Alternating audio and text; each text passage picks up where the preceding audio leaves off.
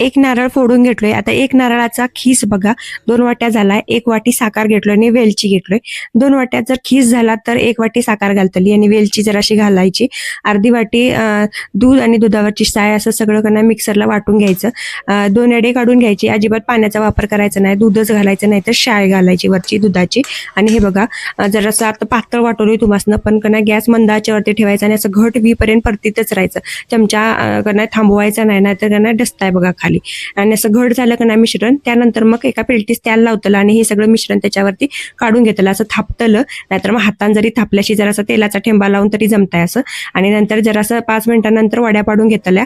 आणि बघा वड्या पाडून झाल्यावरती 2-3 तास अजिबात बघतलं नाही. त्याच्यानंतर तुमच्या सगळं सेट होत आहे वड्या आणि 1 नंबर होत्यात बघा. लई घटवणं नाहीत, लई मऊवणं नाहीत, लई भारी होत्यात. आज रक्षाबंधन आहे, रक्षाबंधनानिमित्त भावास नक्की करून घाला आणि कशा झाल्यात हे नक्की सांगा.